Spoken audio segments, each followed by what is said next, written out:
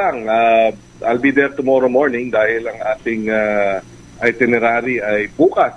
Diyan nga, sa nabanggit ninyong Click Connects, Convergence of Luzon ICT Champions.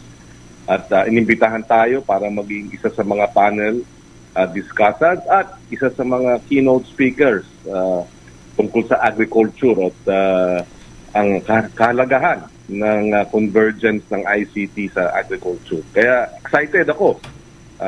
And I look forward to other activities dyan sa Naga tomorrow morning. Of course, pupuntahan natin at kukumustahin si Mayor Lenny at and excited na makabalik again sa Naga.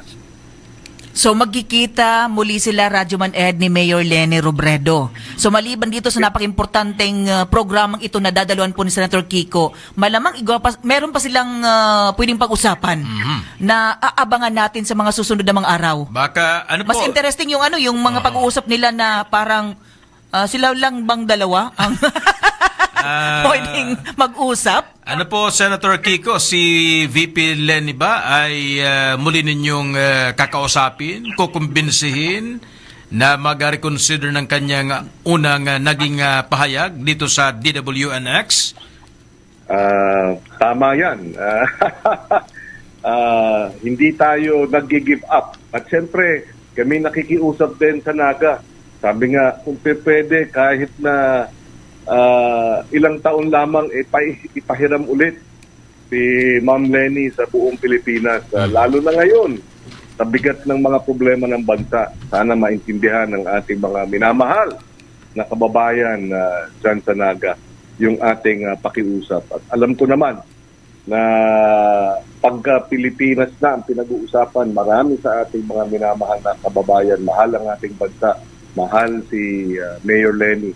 At baka sakali ay ipahiram sa buong Pilipinas ang pinakamahusay, isa sa pinakamahusay na public servant na ngayon ay naglilingkod sa Naga. So ayan ang mga bata helmet. Guys na mismo kay Seftico na siyempre nadalaw din siya kay Mayor Lenny Robredo at umaasa pa rin siya na ipahiram po na ng Naga si Mayor Lenny sa susunod na 2028, diba? Para naman po Pilipinas makahanas, makalanghap tayo ng good governance.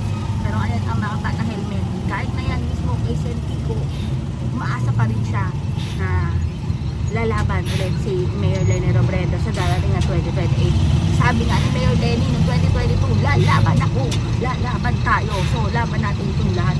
Laban na to. O diba? O basta ba na helmet ko? Medyo nyo kayo masabi nyo,